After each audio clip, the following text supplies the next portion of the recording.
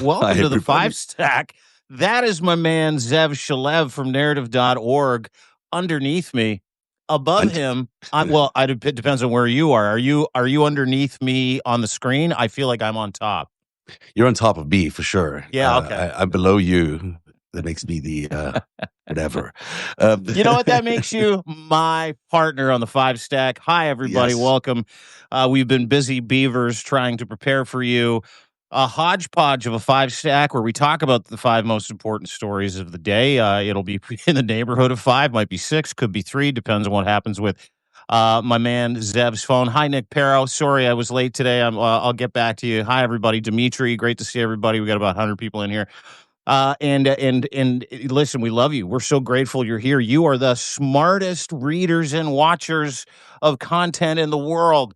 And you're here and you're giving us your time. Thank you, thank you, thank you. Don't forget, you can subscribe for free or paid, doesn't matter. Narrative.org and deanblundell.substack.com is where you can find me as well. We have a jam-packed show today. We're going to try and tell some truth. We're going to suss through fact. We're going to dip into a couple of conspiracies, but only pinky toes. We're not going to put, all the toes like the big toe or half a foot in the water. But we're going to kind of survey. Couple of toes. Well, you got about 2. You got Yeah. 2 in there, and I'm like, I don't know about that.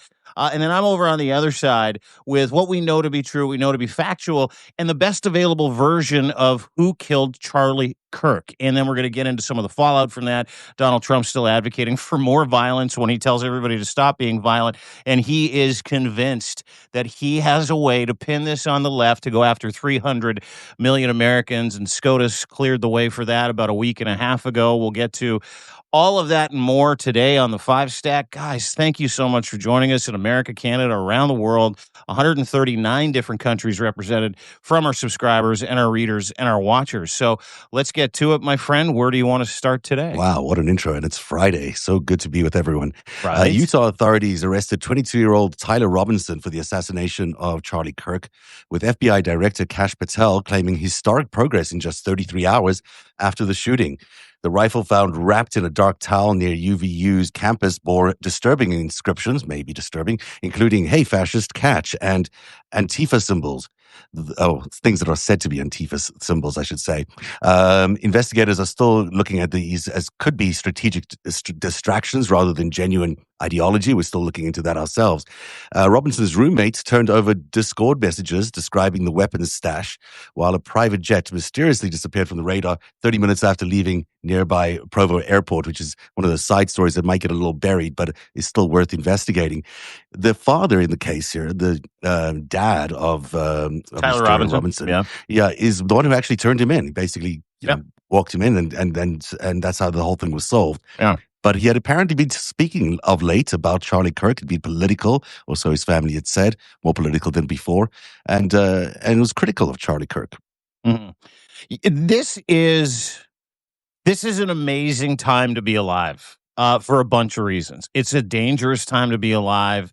If you're a sleuth or a stay-at-home investigator, this is an incredible time to be alive. And for us in content, as sad as this week's events have been, as nuclear and prophetic as this week's events have been, with the culminating with the death of Charlie Kirk and now the arrest of this 22-year-old Tyler Robinson from Washington, Utah. What is coming out now is like drinking from a fucking fire hose. So what we're going to try to do is disseminate what we know and what we don't.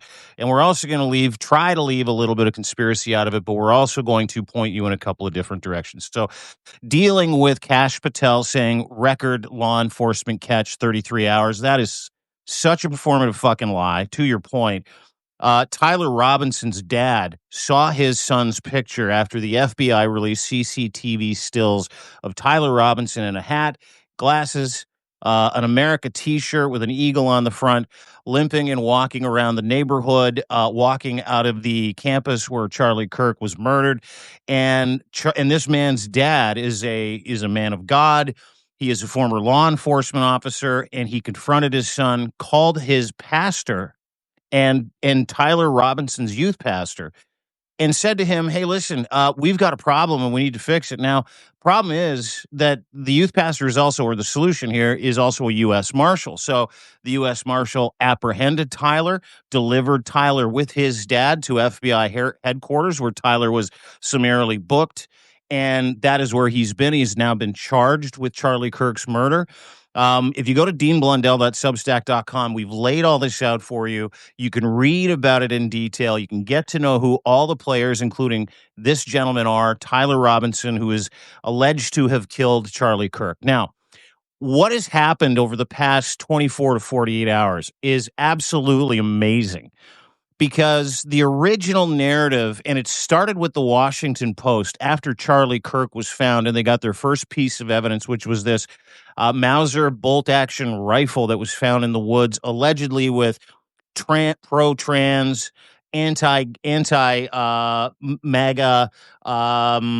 Antifa inscriptions on ammunition. The Wall Street Journal has since retracted that story totally. Oh, It has really? disappeared. It's gone. What we're now learning, and this is very, very important, so I hope everybody pays attention, hit that little heart at the bottom, send that little arrow with the box, share it with as many people as you can. What we're now learning is that Tyler Robinson is from a MAGA family, law enforcement, firearms enthusiasts, in some cases experts, brought up shooting rifles, long rifles, target practice. His family is a gun owning, gun shooting, target practicing, skeet shooting, hunting family, has been their whole lives. Tyler also was apolitical, or thought to have been apolitical, up until the last year, year and a half, specifically in the last 9 to 10 months, from what I understand. Tyler was also a huge Nick Fuentes fan. Tyler was also very angry at Charlie Kirk, apparently, from what we're understanding today, for not being MAGA enough. Now, leading into the Nick Fuentes stuff, he commands an army of a group of gentlemen known as incels that have dubbed their army as Groypers. Now, if you're to believe the emerging narrative and some of the information that's coming out, what appears to be the earliest, best available, most easily understandable narrative about motive, and we don't have motive yet. Keep that in mind. We don't have any facts about why he did it. We don't have his Discord, although his roommate said, yeah, he's getting crazy in Discord. And he handed over all that information to authorities. But this was not a left-wing lunatic. This was not a trans Liberation Army member. This was not an LGBTQ community person. This was not a Dem. This was not a progressive. This was a young man at the age of 22, very confused, completely radicalized on the internet. By who and how remains to be seen. But he was very hardcore MAGA, who showed up on September 10th to assassinate Charlie Kirk because he wanted to send a message and had a very specific reason. So if you talk to anybody and they give you this load of shit about this shooter being not a MAGA guy, but he's a left-wing lunatic and a damn it, and ignore it all. You're starting to see the proxies around Trump that were furthering that narrative and all that bullshit. Nancy Mace, 2 days ago, she's like, I heard it was a tranny or pro-tranny. Those are her fucking words. She's now walked that back and said, oh, Charlie Kirk would want us to pray for him because he's not Christian enough. It's truly amazing. And all of this fomented by one Donald J. Trump, who is performatively weaponizing and abusing the memory of Charlie Kirk, abusing his incredibly devastated family by saying this morning that he is going to, quote, beat the hell out of leftists for the death of Charlie Kirk. Yeah, and they've been doing that from the moment Charlie Kirk died. I mean, they've been pushing this narrative that it is some sort of leftist radical from the very second that bullet was at Charlie. And as it turns out, as you're saying now, I mean, there's pictures online now of the shooter wearing a Trump T-shirt. There's a history here of firstly, Utah is a very red place. There's not a lot of Democrats in Utah, but there are, of course, some Democrats in Utah. But law enforcement family from Utah, where he was the sheriff a few years ago, the dad. I mean, this is not a family that would suddenly stray into far left politics. And then you get to see these, the reason there is a narrative that people are saying is a far left narrative is, Yeah. The fascist comment on the bullet that was etched into the bullets. Well, yeah, maybe someone would be so direct as to put their motive like that on a bullet, but then it gets into other weird things like all these Antifa symbols and stuff. Now, I don't know. Maybe Antifa really does exist. I don't. Do you know anyone who belongs to Antifa? I know that there are several groups running around Canada that are Antifa or label themselves Antifa as They part of say they are. some Yeah. kind of movement. But to my understanding, there still is no such thing as a card carrying organization, lobby group of extremists known as Antifa anywhere I mean, on there's this no fucking Antifa planet. leader. We don't see the No. leader of Antifa come out, and we certainly don't get to, as far as I understand, this is like an operational group of ops, basically, of active ops that do things around the country. So I don't know if anyone in the chat here actually knows anyone who is a member of Antifa. I'd be really interested to know. Where they go to meetings? Where does all of this happen? Yeah, and Because Courtney asked a great question. She's an Uber follower of mine. Courtney, I love you. You sent me a couple of great texts this morning. She's like, "Where have you been? I haven't seen you in 24 hours." I'm like, "Oh my god, people missed you, man. I'm right here." I had to answer that question a few times. I had to go to the Jays game to wash my head out of all the negative content yesterday with I took Schmidt. the afternoon off to go and cover the baseball because the news wasn't important. Okay, no problem. Well, it was important, but I had scheduled this game with Schmidt the other day. Steve Schmidt from The Warning. We're both baseball Steve's buddies. important. You can't mess with Well, that. it's not that he's important. It's just that we have a fucking great time going to Jays games together, and it was a 3:07 start. And I'm like, Zev, I don't think I'm going to make it. I need to go cleanse my mind of all the murder, So, Yeah. But sorry, where were we? You asked a about question. Antifa, and I was like, Yeah, I don't Antifa. know who. I don't know the Antifa members. No, Yeah, I don't. We're seeing a lot of people here that are like, yeah, I don't know any. So and nobody Antifa really thing does. Is a creation in some ways. I mean, it sort of existed. Remind me, a few years ago, there was a shooting in Oregon. I can't remember the city is. I did a big story on it way back, and I'll pull it up in a second. There was this conflict. Someone died. There was supposedly an Antifa versus right wing confrontation, but the Antifa thing where just the right wingers play acting. They're LARPing basically as Antifa. So when you see a guy from a Republican background who's the son of a former sheriff, who's putting Antifa symbols, I don't even know what those might be, on his bullets there, it makes me just question the whole thing. It seems like it's too deliberate, it's too pronounced, where most Democrats, most people on the left wouldn't really associate with Antifa, right? I mean, that's quite far off the fringes. Listen, and now we're getting into really a nuanced conversation about, is the left dangerous? And absolutely, there are extreme elements in the left that are very fucking dangerous. There are people on the left that are just as extreme as the Groypers we're talking about, or the Groyper Fuentes army, or the extreme maggots that do this kind of stuff. And let me just say this: those people are so unorganized on the left that it pales in comparison to some of the violence on the right. And Donald Trump this morning was on Fox and Friends. I don't know if you saw it. He went to New York. He's so filled with grief over the death of Charlie Kirk, flying flags around the country at half mast, ordering local legions to fly the flags at half mast every federal building. He's so broken up by it. He went to the Yankee game last night and was dancing in the stands before, this morning, telling everybody he was going to beat the hell out of leftists, and then was asked about the death of his friend on the White House lawn this morning. And he's like, yeah. Have you heard about the $200 million ballroom? The renovations are starting. He goes like, yeah, I'm good. But have you heard about the ballroom? So, I know he's an imbecile. I know he has and Haley says it here, and I know he's got no empathy. But, it's true. If you look for signposts of, how he's dealing with this, or if this is important to him, he certainly he doesn't have any, right? No, and he so doesn't have feelings. No, it's fascinating. And the other that fascinating part of this conversation that I'm starting to see people have, which I'm really happy about, is the fact that there could be more here than just the fact that there's an extremist maggot who hated Charlie Kirk's vacillation on a couple of issues, or just hated Charlie Kirk and shot him to prove a point.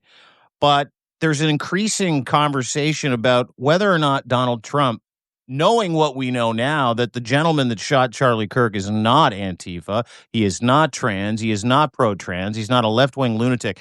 If Trump is going to continue to run with this narrative because of what the Supreme Court did the other day, clearing the deck for him to effectively go and arrest, detain anybody, anywhere, anytime. Look, this notion of him calling the radical left, this is his quote today, are vicious and horrible. For someone who's like a president of the United States to be out there publicly a day or two after all this, this event is happening, to not want to calm and unite a nation is malpractice of the highest order. I mean, this is treasonous almost.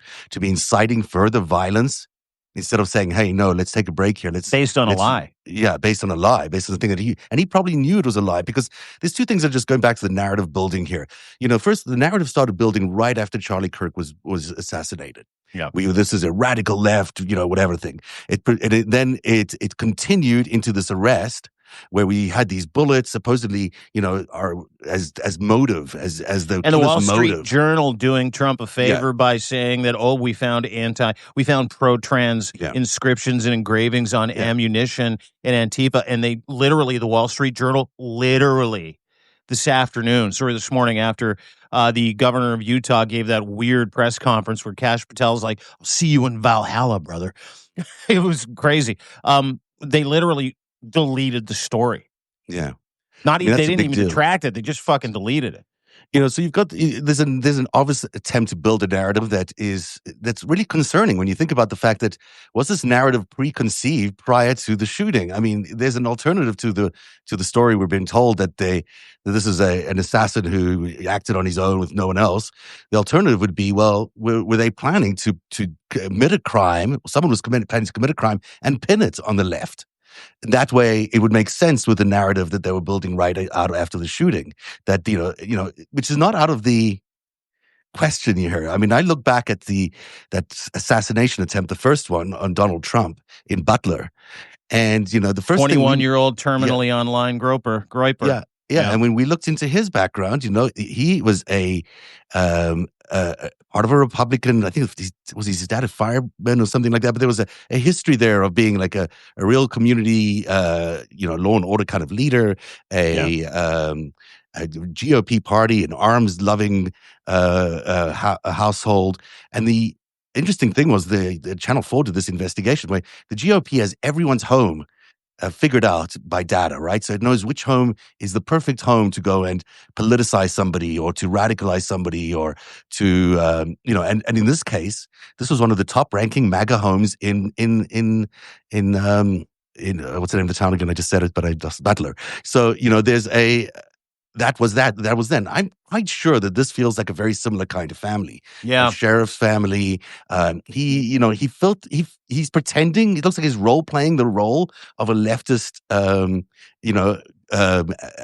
terrorist, but it doesn't sound authentic in anything he's saying because, well, there aren't that many leftist terrorists actually. But in this particular case, it wouldn't sound like this. They wouldn't be etching bullets with these kinds of sentiments on them that are not sort of authentic to the movements. I mean, they come from Antifa's a creation to a large extent, and I know people are telling me it's an anti-fascist ideology. I get that, but it's not like it's an organization, and so it's not just. Although there are Antifa beatings in lots of parts of the country, but most of those tend to be paid operatives who do paid operative type things, and they're very sketchy to some extent. If you're and I hate to do this. It's not like, I'm not a doctor, so I don't diagnose people. I'm not a psychotherapist, so I don't diagnose people's mental wellness or any kind of maladies, psychopathies they might have. And I'm not a law enforcement officer. But the last two politically motivated violent shootings of a Republican, in this case, Donald Trump in Butler, Pennsylvania, prior to the election, which they summarily really told everybody to stop talking about after the fact. And now that narrative is blown up here with Tyler Robinson, who was a MAGA guy, MAGA family, very extreme MAGA views, big Nick Fuentes guy. It's carbon copy according to the profile of, the kind of person that does this, white men.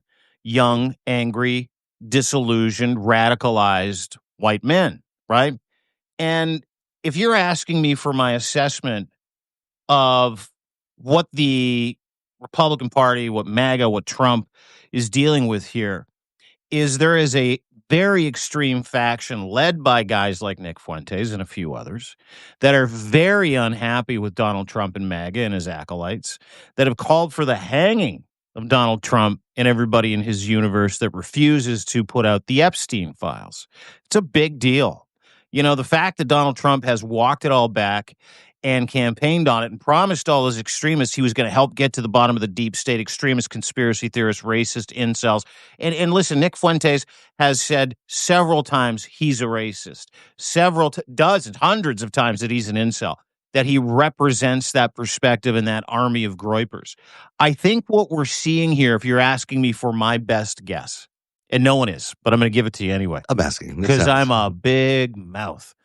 But I think if you're asking me for my best guess, is that Donald Trump has spent the past 10 years, collecting aggrieved groups, people, extremists, violent, terrible fucking human beings.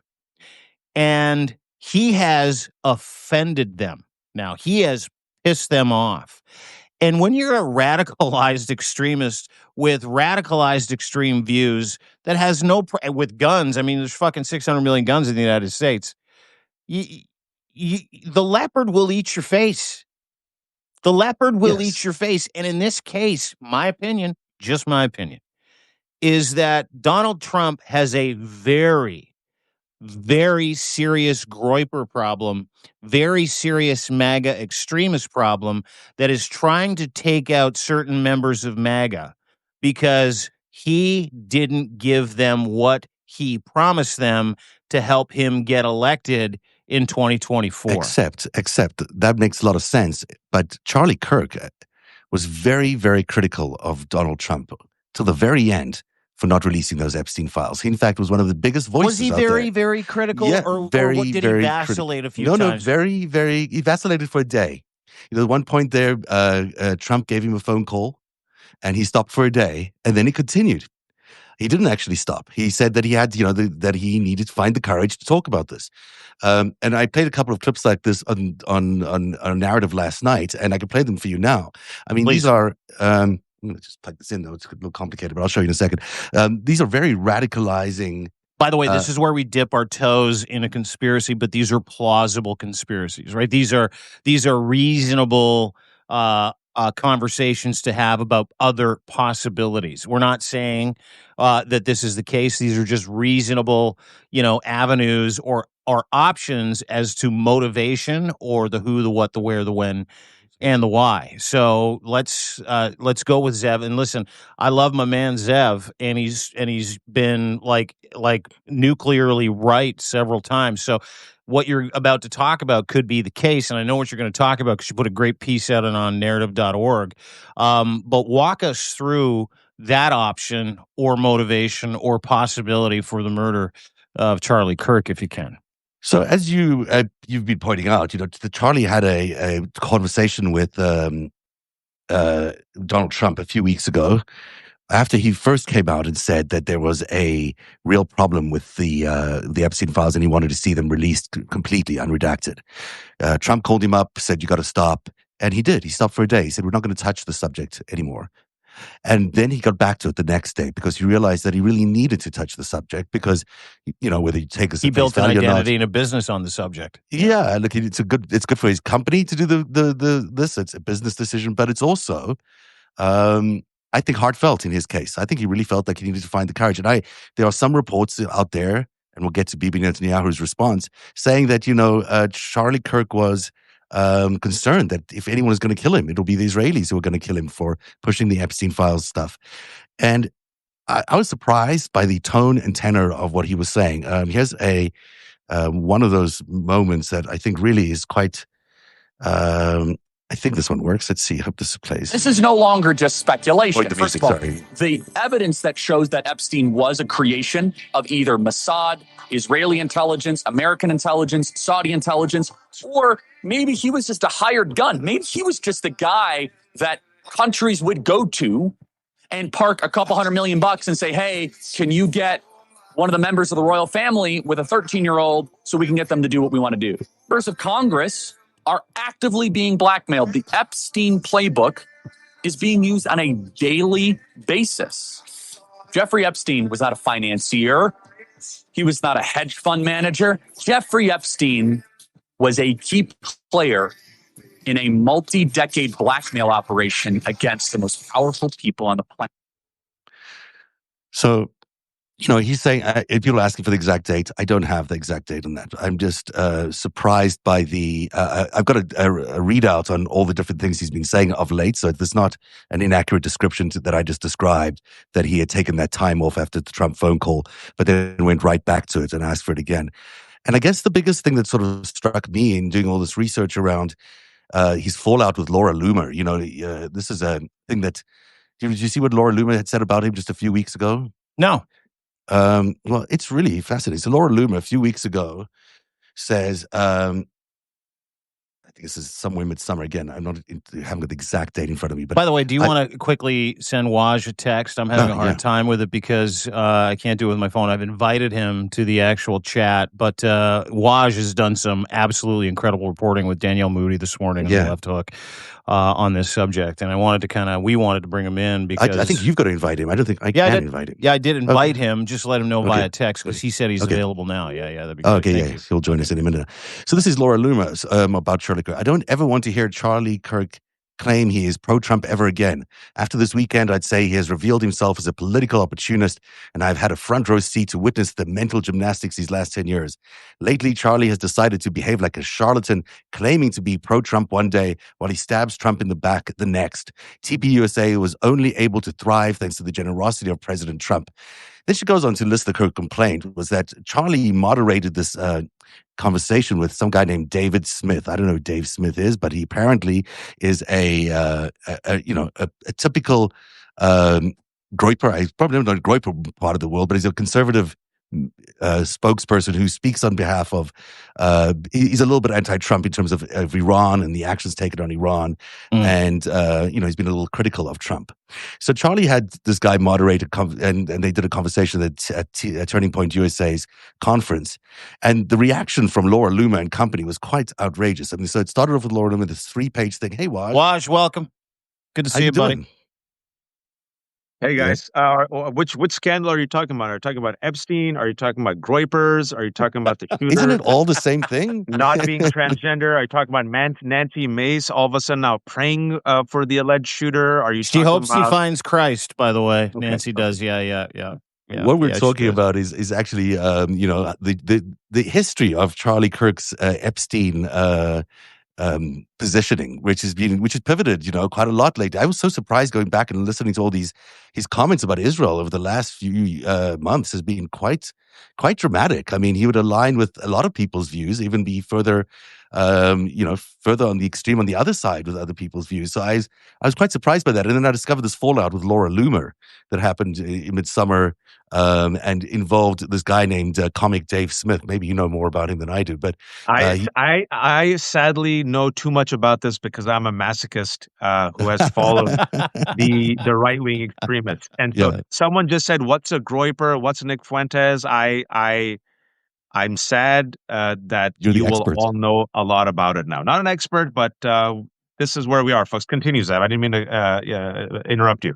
No, my point was that I played a clip from Charlie, which was very revelatory about Epstein. It was accusatory. Big time. It was. It would have upset. It would have upset Donald Trump. It would have upset Bibi Netanyahu, and so. At least I don't think it's. There's more I can play, but we should probably just talk because it's so much better to hear from you. Well, and let's just, if I can too, let's just kind of because Waj, you did some incredible reporting with Danielle Moody this morning. I was lucky enough to be part of your audience, watching you guys. You had thousands of people across both platforms on Twitter, and you blew something up for me that made sense. If you go back to the Butler shooting, that this gentleman Tyler Robinson seems to be a very extreme version of MAGA. Seems to be, which we're seeing some of those receipts, part of that community that you have unfortunately seeded your life with over the past couple of years, which is so intense. It's QAnon,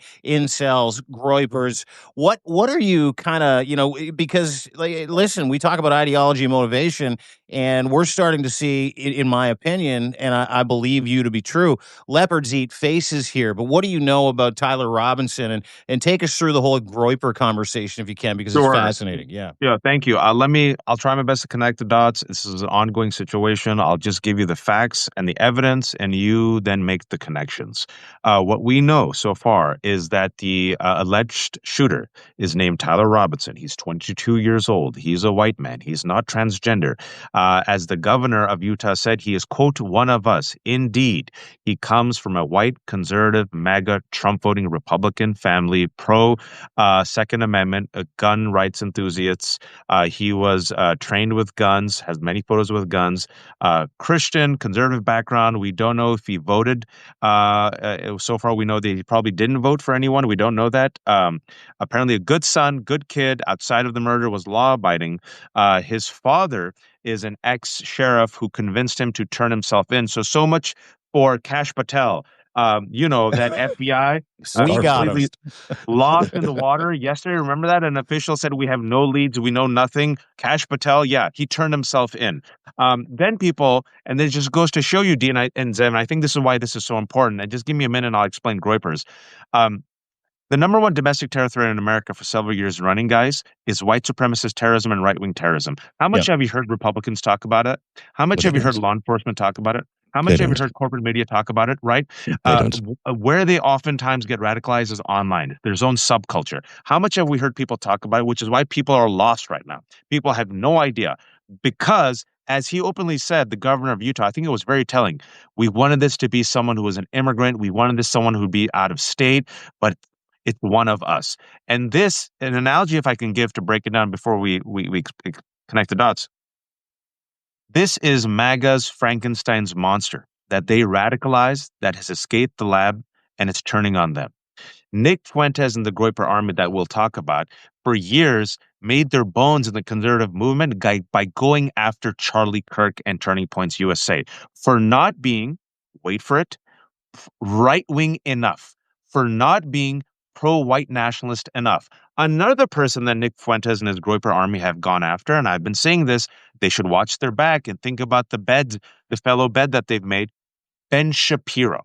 Now, what we have found out and what was coming out right now is that on the bullets, what was written, etched on the bullets was, hey, fascist, catch. Up arrow, right arrow, 3 down arrows. We'll explain that in a second, right? Bella Chow. Notice bulges. If you read this, you are gay, LMAO. We'll break it down. Because this country refuses to confront white supremacy and racism and right-wing terrorism, because we sanitize Charlie. Look at how they sanitize this man in death, guys. Charlie Kirk, we condemn his murder, as one should. The stuff he said about black people, immigrants, transgender people, women, pro-insurrection, pro-white migrants, they should be whipped and beaten. Yeah. Look at yesterday. I watched football. Moment of remembrance for Charlie Kirk at the Commanders game. Moment of remembrance at the New York Yankees. My wife, who doesn't follow any of this, she's like, I had no idea who Charlie Kirk was. I thought he was like a saint or something. Oh my God, he was given more of a send-off than Jimmy Carter. And then I read about him. This guy was hateful. Look how we sanitize and whitewash it. Now, if you look at the governor of Utah, he read out what was on the bullets. He read out, quote, if you read this, you are gay, LMAO. And all these Groypers were laughing because he literally read out the thing that they wanted him to read out. Now, what is all this? If you read this, you are gay, LMAO, notice bulges, hey, fascist catch, Bella Chow. These are idioms and catchphrases that are used within the 4chan, subculture of Groypers, right? Specifically on 4chan right now, the Groyper folks are saying, oh my God, we think this guy's one of us. Yeah. What we just found out right now on Twitter is that Utah officials and law enforcement are saying that Tyler Robinson, the alleged shooter, hated Charlie Kirk, and he was actually terminally online and part of the Groyper movement. Specifically, for Halloween, his mom had this Facebook post from 2018, and she said, My son is like some weird avatar from online. I don't know. And the avatar that he was representing, Tyler Robinson, was Pepe the Frog. Pepe the Frog is the avatar associated with the Groyper movement. Now, for those who are asking, what the F is Groyper, Waj? Groyper. And Dean and Zev, I'm deliberately going to read to you from the ADL. Because the ADL wrote the same ADL that's fine with Elon Musk, the same ADL that supports Donald Trump, the same ADL that is fine with the detention of Mahmoud Khalil. Yeah, 5 years ago, this is what they wrote. And just give me 2 more minutes, Dean, and I'll stop my rant. Watch, take all the time you want, dude. Just go. I love you, man. Groypers are a loose network of alt-right figures who are vocal supporters of white supremacist and America First podcaster Nick Fuentes. Patrick Casey, who heads the white supremacist American identity movement, is a lead Groyper. Groypers regularly confront mainstream conservative organizations like Charlie Kirk's Turning Point USA for failing to promote a truly America First agenda and for not being adequately pro-white. Many Groypers hold racist and anti-Semitic views. Fuentes is careful to position Groypers not as a white supremacist, but rather as a Christian conservatives who oppose, among other things, immigration, globalism, gay and transgender rights, and feminism. They align themselves with Christianity and traditional values. They are America first. They mean that the U.S. should close its borders, bar immigrants, oppose globalism, and promote traditional values like Christianity, and oppose liberal values such as feminism and LGBTQ plus rights. Nick Fuentes said Hitler was based, makes jokes about the Holocaust. Nick Fuentes, folks, and I've been on this for 2.5 years. Yeah. I've been asking people openly, and every time I go on Piers Morgan, all these right-wing shows, I ask them, folks, why did Donald Trump dine with Nick Fuentes, the leader of this Groyper army, and post-anti-Semitic Kanye West? Well, he didn't know anything about who Nick Fuentes was. Okay, after the fact, after he was told, The Guardian reported that Donald Trump did not condemn, he still hasn't condemned Nick Fuentes. It's been 2.5 years because he realized it would hurt his base. Ever since Nick Fuentes was invited to dine with Donald Trump, Dean, and Zev, I'm like, oh shit, we are in it. This is something. I mean, Charlie Kirk was bad, folks. He was a hateful extremist who was pro-insurrection and white nationalist. These people are more right than Charlie Kirk. And the fact that Donald Trump dined with them, I'm like, we're in a bad situation. You know who else Can we just supported him? underline that? Sorry, Waj. Sorry, You're saying that the shooter of Charlie Kirk came from the extreme right, not from the extreme left. What we know so far, know so far, based on the facts of what we know, it seems very likely that instead of the left, because I'm glad you mentioned that, because the stuff that was etched on his bullets, and this is why law enforcement, corporate media is not ready for this moment, guys. You could even see the governor of Utah said this, it might be anti-fascist. You know who also called Charlie Kirk a fascist? Groypers. You know who also uses the famous anti-fascist song Bella Ciao? Groypers. You know, notice the bulges. The bulges is a reference to penis, transgender stuff. If you read this, you are gay, LMAO. If you go to the 4chan and read them, this type of language, Groypers, commonly using gay. The person who uses Pepe the Frog as their avatar, Groypers. You guys with me? And the the arrows, he was using arrows. We don't know what this means. Okay. Up arrow, right arrow, 3 down arrows. You know what that's a reference to? The game Helldivers 2. Yep. Game Helldivers 2, if you do up arrow, right arrow, 3 down arrows, you drop a bomb. The game Helldivers 2, folks, it's like Paul Verhoeven's Starship Troopers, a fantastic movie, a very knowing satire on fascism, where you literally are the bad guys. You're like this white fascist democratic army, but you're fascist. So Helldivers 2 is a clearly satirical anti-fascist game that the right wing has co-opted as part of their movement, right? Much like how they tried to co-opt Lord of the Rings. They don't understand culture. Much like Palantir, right? Peter is literally a spying orb in Lord of the Rings, much like Donald Trump made himself out to be a Lieutenant Kilgore, Robert Duvall's character from Apocalypse Now, a freaking psychopath. Much like Donald Trump had himself with a red lightsaber like the Sith. So this is what we're dealing with. It's all news. I'm just giving you the facts right now. I'm very confident. If I'm wrong, so be it. No, I think you're right. Looking at what people are posting online, it does seem like there's a lot of information coming out right now about his connection to the Groypers and about his affiliation with Nick Fuentes. And the fact that David Schuster just said, according to Utah officials and police interviews with his family, Tyler Robinson hated Charlie Kirk because Kirk wasn't conservative enough. Robinson reportedly admired Nick Fuentes, and the GOPers are now scrubbing X posts about Dems faster than DOJ erases Trump name and Epstein file. I hope that was helpful for everyone.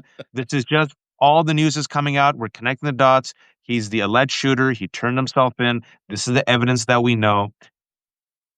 So for 3 days, we've been told that by the right wing, by the president of the United States, by a whole bunch of people surrounding MAGA, that this is a left-wing lunatic, possibly a trans person, possibly, any number of other descriptions, Antifa, you name it.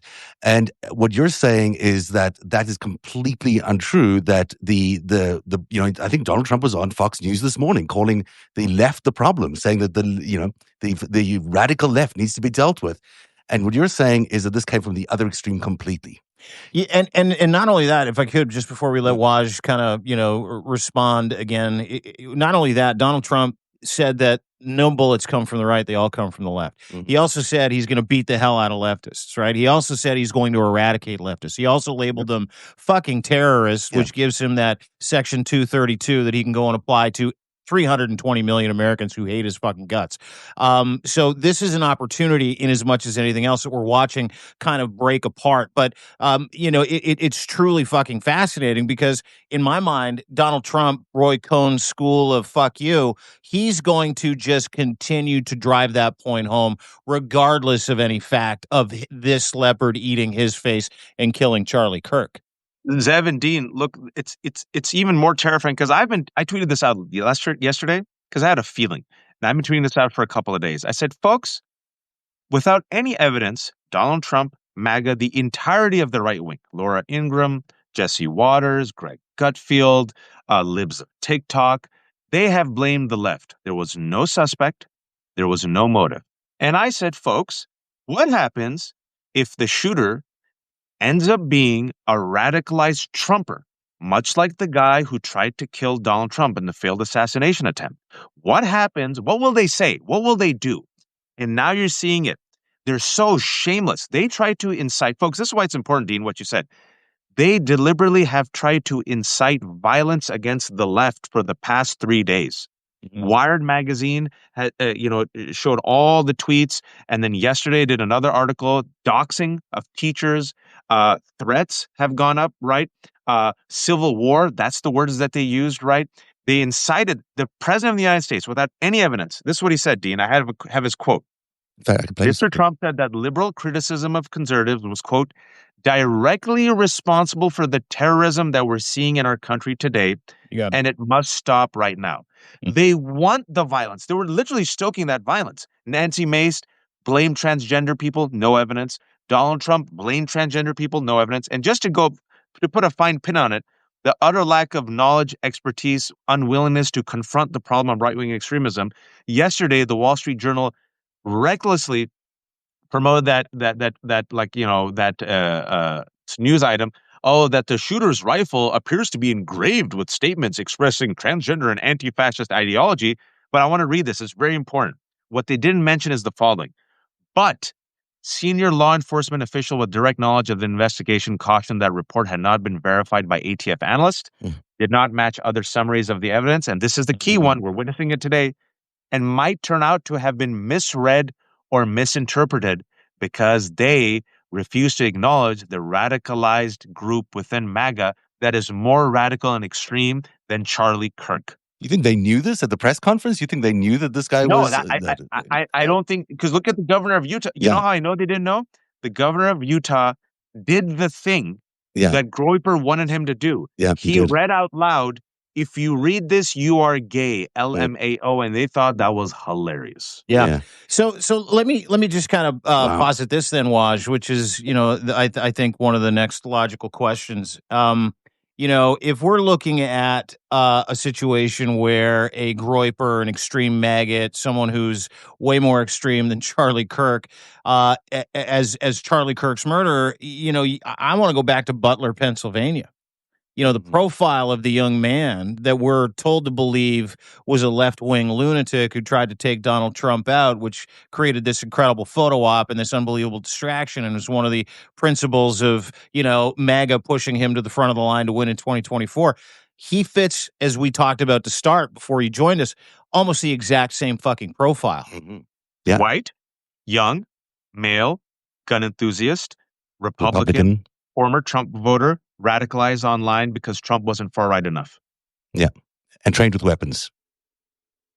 Had a history. He's got a major fucking Groyper problem. Like he has accumulated, and it's almost like, if anybody's ever been an employer, someone tells you don't hire that guy, he's going to be trouble, and you're like, what are you talking about? Well, look at his CV, look at his history, and you go and hire that guy, and that guy turns out to be exactly the person you thought that you were told he was going to be. If I'm not mistaken, the best available narrative, according to the information that we have and the information that you're breaking along with Danielle Moody and several others, is that's indeed what we have here. Is Donald Trump has danced with the wrong people. These people have done what we knew that they do because they're radicalized, violent extremists, and they're starting to take out their own. Look, we would try to be very responsible here. We're just telling you the evidence that is coming out. All the evidence that is coming out, folks. First and foremost, not a transgender shooter. Fact. Nancy Mace, Wall Street Journal, Don Jr. should apologize. They won't. Not an immigrant. Fact. Not a person of color. Fact. And all the anti-fascist stuff that they try to equate to Antifa without any evidence, folks, I'm just letting you know that language is used by the Groypers. And what we're finding out now more and more is he was very much online. If you go to 4chan and look at Groypers, they're calling him one of his own. They're saying, oh, shoot, he might be one of ours.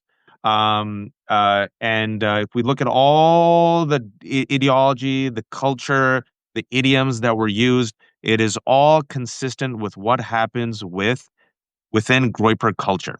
Just straight up. It's also this, he has a problem with Groypers, but he also has a problem with radicalization online. I mean, the American culture has been completely invaded by, who knows who they are, forces from outside of our knowledge that are radicalizing our youth at incredible rates. I mean, look, the amount of shootings going on, and now to this level of political shootings.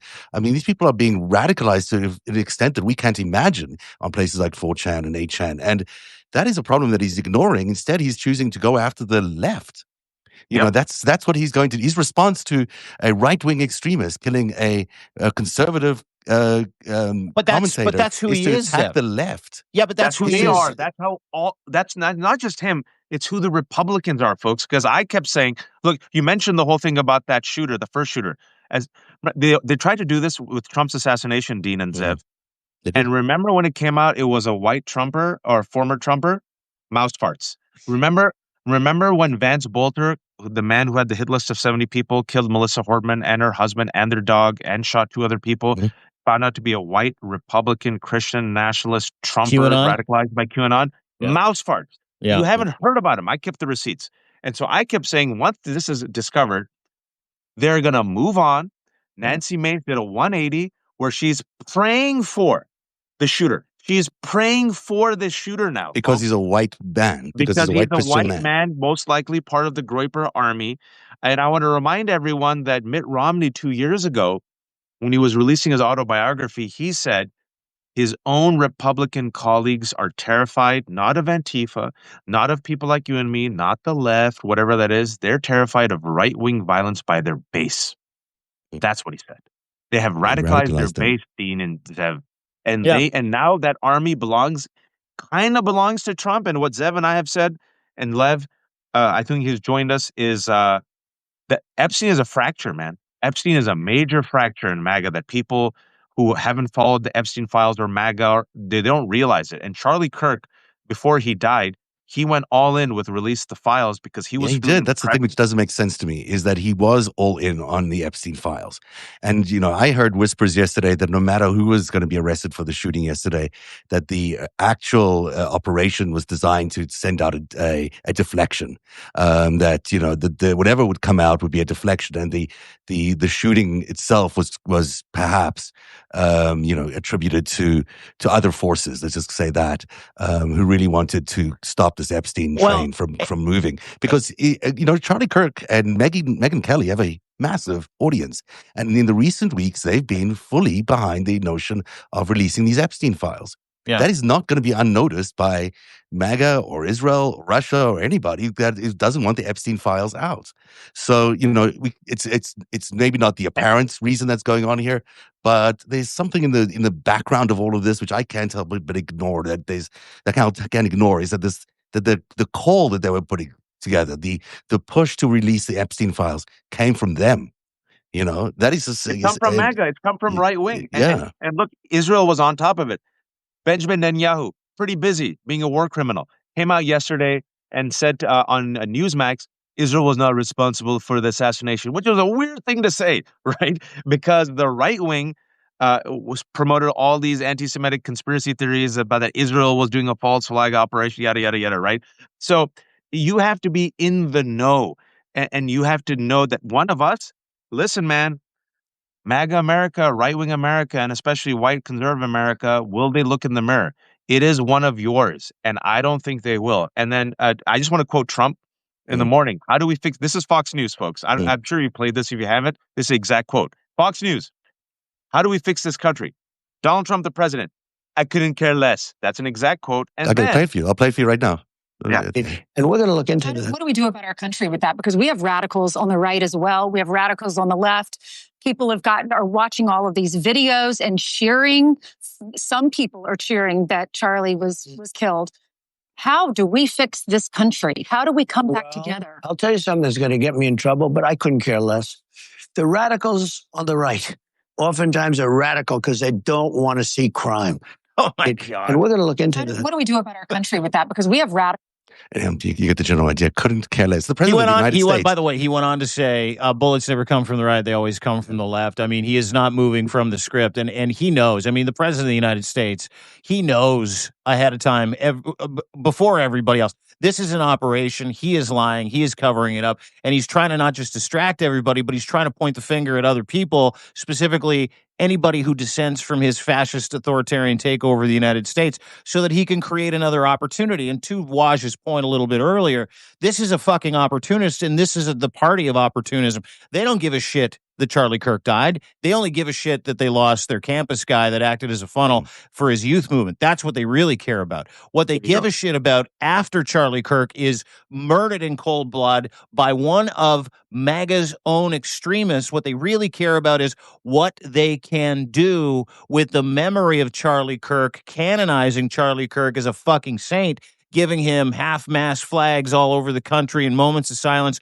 before fucking Yankees games, because guess who was at the fucking Yankee game yesterday? The Washington Commanders in the Packers game. Guess where Donald Trump lives? Washington, D.C., and guess who he has great relationships? Roger Goodell and Rob Manfred, and they're in his pocket as well. This is an operation that starts at the top and goes to the bottom. But more importantly, Waj, this is also an opportunity that Donald Trump can't afford to miss for a variety of reasons, because it's an incredible distraction. It's a great way to point the howitzer at the wrong people so you can take out a whole bunch of different dissenters and political opponents and other people. And I go back to his Oval Office address, which is fucking weird, and I don't want to talk about the AI aspect of it in just a second. When he labeled them all terrorists, said it was time to eradicate them, because that is the opportunity at hand for MAGA, and he's not going to fucking slow down, Wash. For facts. I want to say, look at who he is. I want to say three things in response to you real quick. Donald Trump, I've compared him to a rabid rat. He's now in a corner due to his health, Epstein, the economy. He will chew through anything and everyone. He will chew through his own family's face. He will chew through an exposed wire that could potentially burn down the entire village if it means he can escape. He doesn't care about anyone. I give you the clip that Zev just played. I give you another clip. This other quote.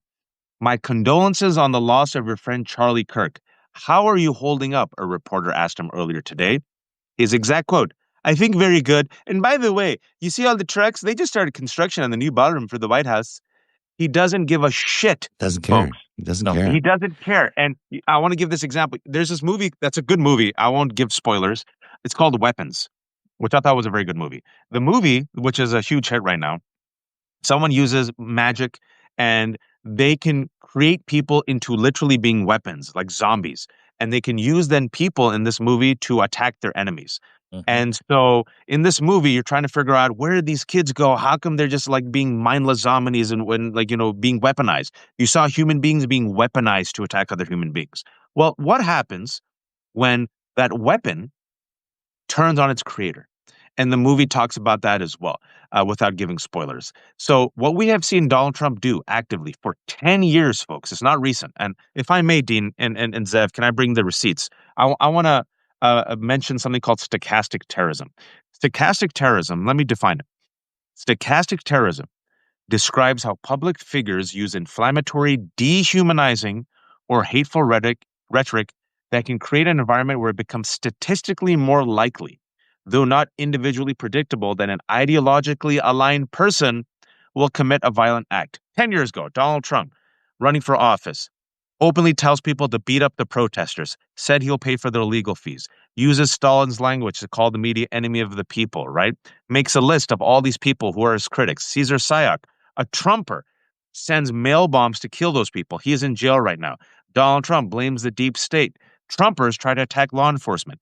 Donald Trump and MAGA attack Dr. Fauci. Trumpers try to assassinate Dr. Fauci. Donald Trump incites a violent insurrection. Trumpers come with weapons, beat up cops, and chase Mike Pence, whom Donald Trump threw the wolves.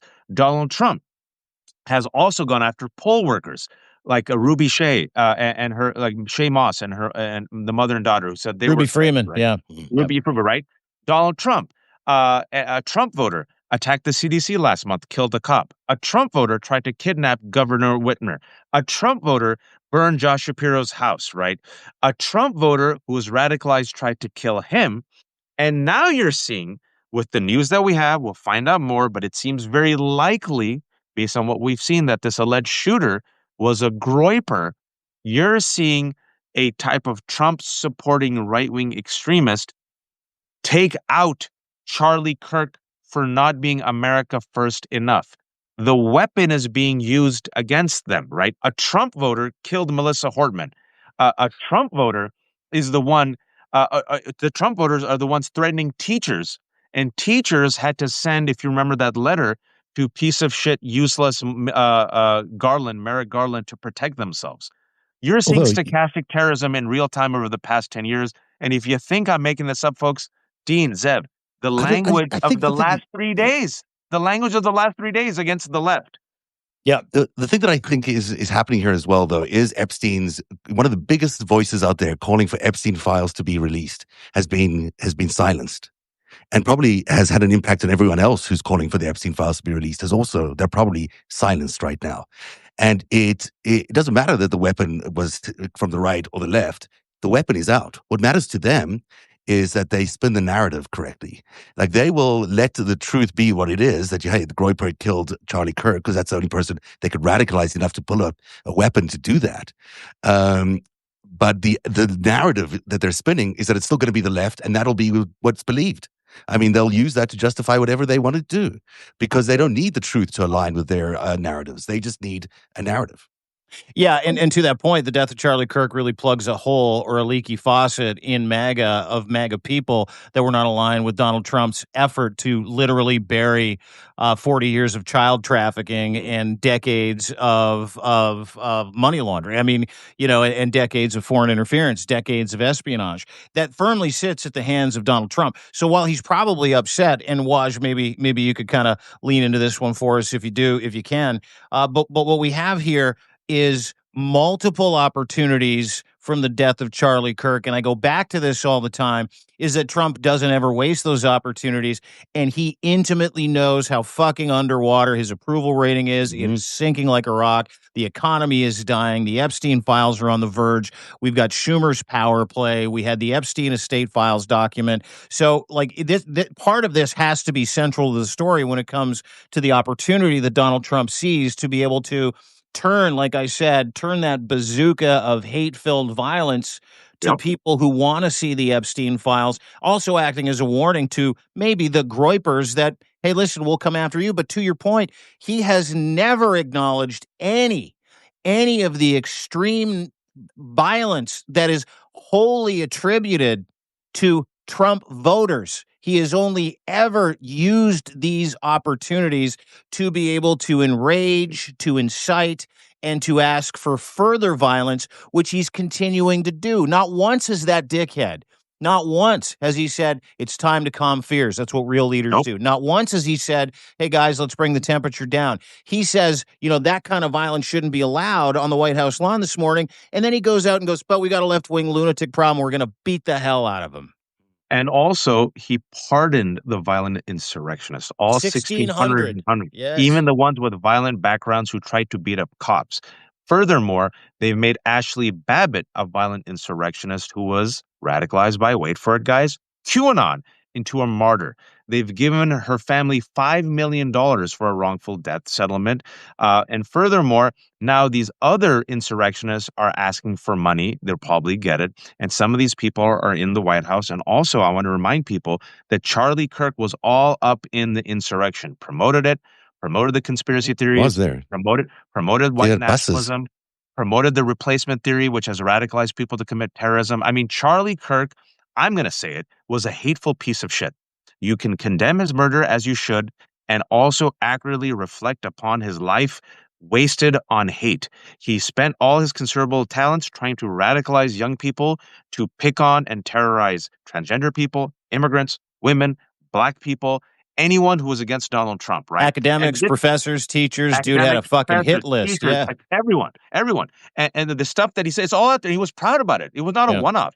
And this is the people that they valorize. This is the people that they lionize. This is the people that they elevate. And furthermore, he has sent that weapon against the left without any evidence. I want to tell everyone, there was no suspect. FBI under Kash Patel with his friggin' lazy eye, they didn't know anything. Oh, no, by the way, and speaking about their attack on women, this little piece of news, folks, and if I may, because she's Pakistani Muslim, the person who was the special agent in charge of the Salt Lake City office, last month she was let go in one of Kash Patel's purge. Mehtab Sayed, known as a legendary agent, extremely respected, extremely competent, qualified, 24 years of experience, brown-skinned Pakistani-American Muslim woman, my peeps, who was there, let go Dean and Zev last month by Kash Patel and his purge. Right now he's being sued by FBI agents, which meant there was a vacuum of experience and leadership in that office, which is why there was just complete chaos. Suspect taken in. Oops, suspect lost. Well, do we have any leads? We do, but not really. And then he had to turn himself in, right? So we're seeing these people. And Kash Patel, the reason why he is the head of the FBI, despite having zero law enforcement, he went on Steve Bannon before the election and said, we have a list, an enemies list. And once we get in power, we're going to go after the enemies. So the end game, folks, I think we have to always just step back for a second because it's all leading to the same end game. What's happening?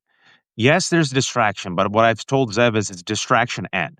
The distraction, the grievance, the culture wars, the conspiracies, all of it is, to distract from the economy, distract from Epstein, distract from the scandals, but all of it is to weaponize the end game. What's the weapon?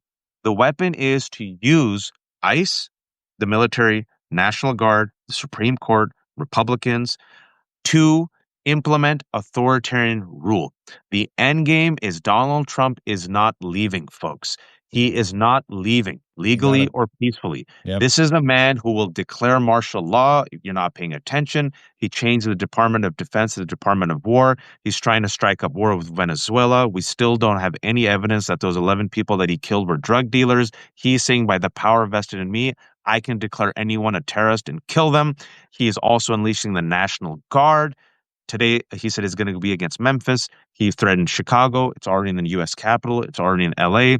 The big, beautiful bill added $180 billion to the budget of ICE. Now we have 10,000 masked armed agents, right? And he openly said with Zelensky, remember that quote? He said it openly. Oh, you can cancel elections when there's a war? That might be a good thing. And everyone laughed. What do you think, Dean and Zev, is the end game? Dude, the end game is to rig or cancel 2026. It's for him to never leave office, and it's somehow leading to martial law in some capacity. That, and you can't, you can argue with me, you can poke holes in what Waj is saying, you can go through any of our content, but everybody worth their salt that talks about this subject, that talks about Trump, that sees the strategy, sees the tactics, knows exactly what's at stake, and what you're saying is true. It doesn't matter. It doesn't matter what Trump says. What Trump is doing is trying to terrify the United States into voting for him or not voting for the other guy, trying to prevent you from voting in 2026, trying to declare that he will never leave office. Everything that I see.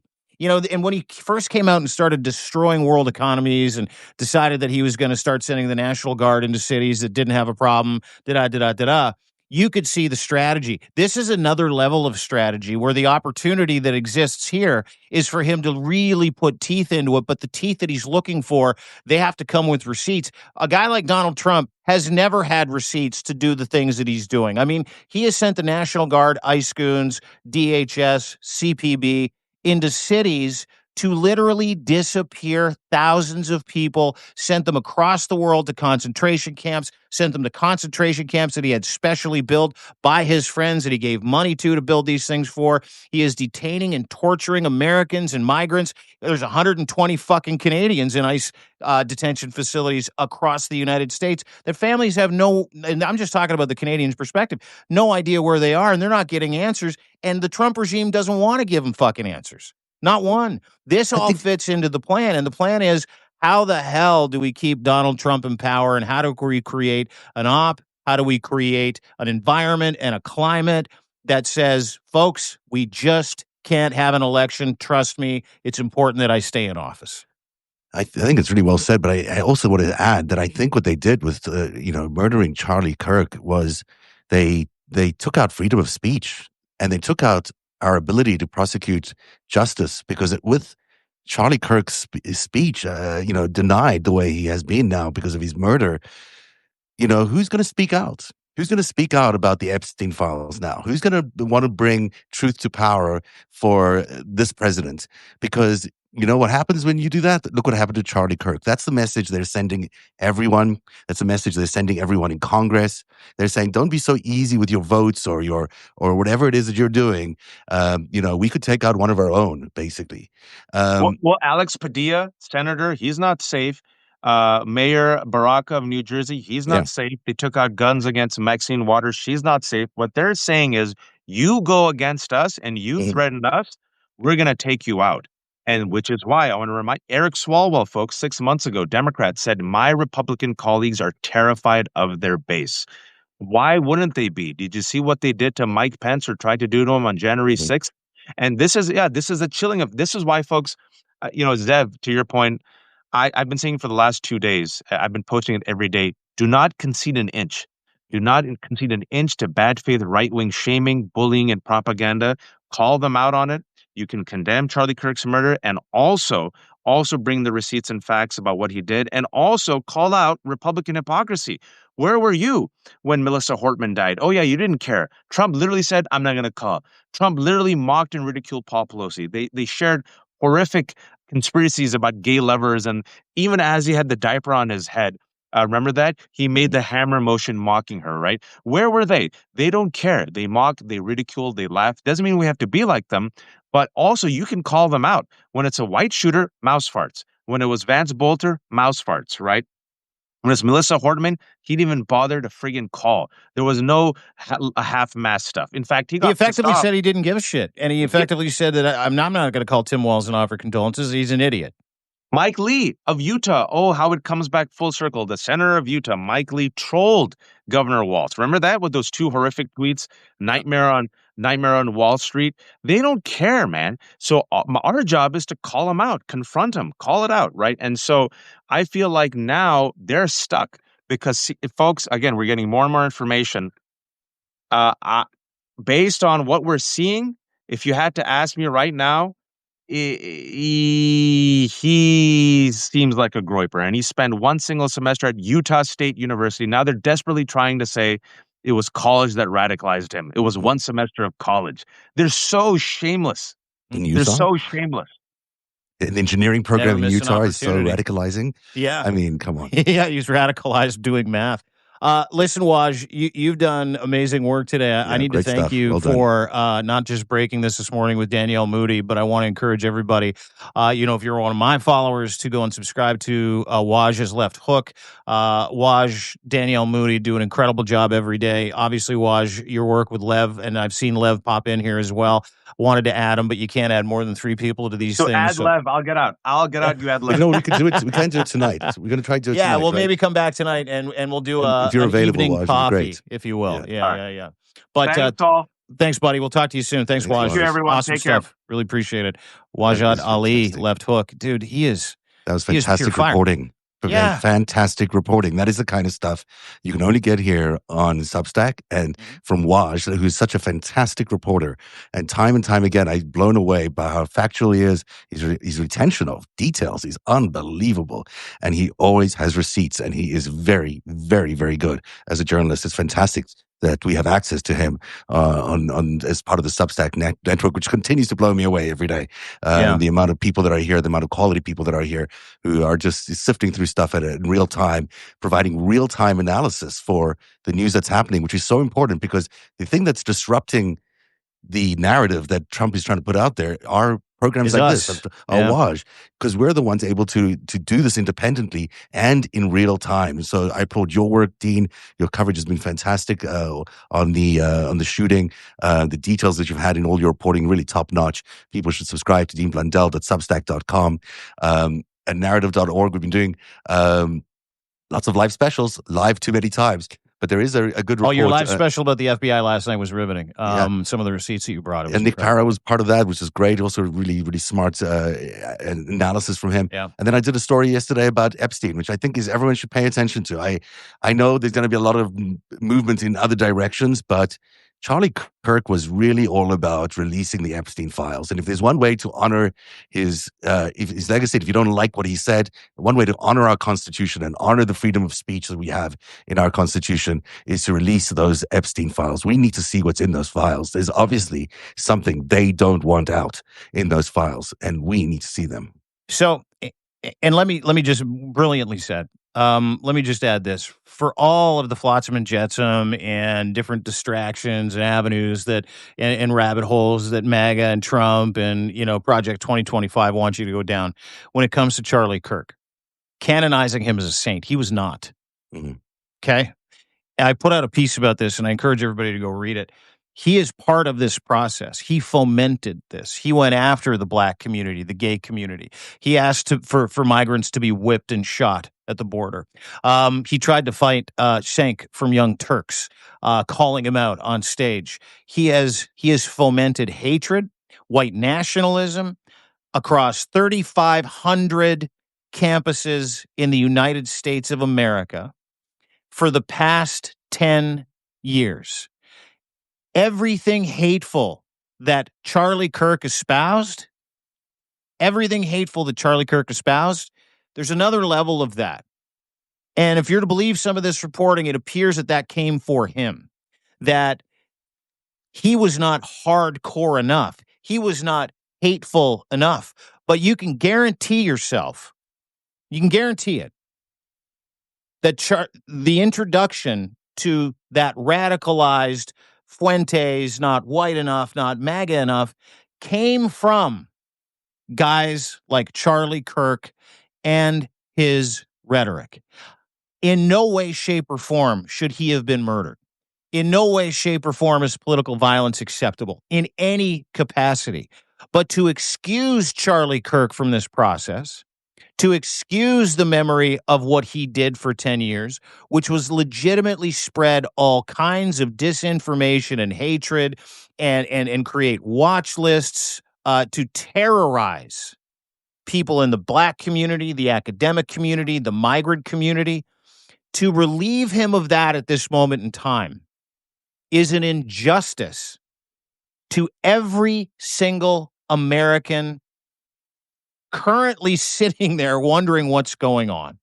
It's an injustice to relieve Charlie Kirk of any culpability of the environment that eventually took his life is a disservice to the truth. And I think it's very important that people understand that. I think it's also incredibly important that we have sympathy for the humanity of his death. I think it's incredibly important that we separate a horrific act from the gentleman that helped create the environment that made those horrific acts, which we continually see from that one side of the ledger, possible. So never forget that. And yes, you can have sympathy. And yes, you can feel terribly for his family. And I encourage everybody to. Separating the human aspect from the professional aspect. And I said this in a piece that really outlines Charlie's culpability in the climate that is creating what we're seeing. I said this in a piece today, and I mean it, and I think it's a good place to kind of sign off. Is Charlie Kirk's death is as tragic as his professional life. Remember that. Remember that. You can say tragedy exists where Charlie Kirk died, and I did not want Charlie Kirk to die. When I found out he was dead, it was shocking. Political violence, murder, hurting someone for their perspective, no matter how hateful it is, creates a much bigger problem and a bigger vacuum for hate to exist and perpetrate. So make sure that you separate those two and make sure that you understand.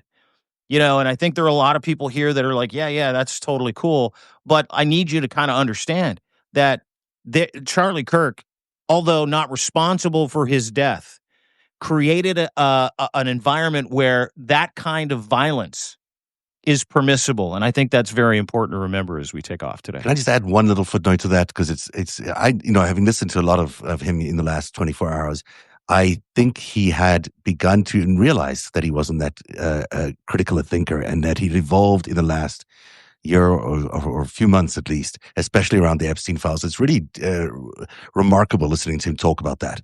So I'll just say that because I would never have agreed with Charlie Kirk on the surface of it. I would never have agreed on anything he'd said. But listening to his reporting on Epstein, I thought he did the right thing and he made the right call and he may have paid with his life for it. Yeah, maybe, but listen, there's another part of that conversation too, where guys like him, Bongino, Patel, know that the Epstein files were their currency, their identity, and without sticking up for transparency, which they campaigned on and made millions campaigning for, they lose everything.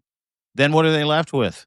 A derelict, dotard president that has no problem taking people out, that has no problem firing you, demeaning you, reducing you to nothing. So did Charlie Kirk have a choice?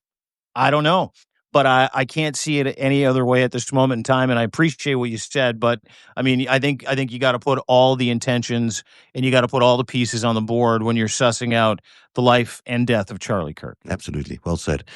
That is the FiveStack today, a special edition talking about Charlie Kirk's shooter and his real identity. We'll be back tonight with a special at 8 or 9 p.m., we think, with Lev and Dean and Waj, hopefully, and others who can join us then because we'll have a capability to do 5 speakers at one time. That's the show. Thanks for being here, everybody. And thanks, Dean. We'll see you later on.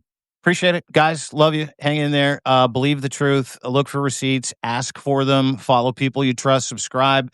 Free or paid, doesn't matter. Paid also is an incredible gift to us to continue to do the work that we do. So thank you for everybody that is here. Thank you for spending time with us. I say this all the time. We're in it for you because we are you. So thank you for riding with us. And we will see you either tonight at 9 o'clock, probably 8 or 9 o'clock with Lev and Waj, or for sure back here on Monday for the weekend roundup with Lev. And of course, our FiveStack again on Monday. But have a wonderful weekend. It's Friday night. I forgot about that. Bye, everybody. I know, right? Yeah. Bye. Bye. Happy Friday. Bye. Bye.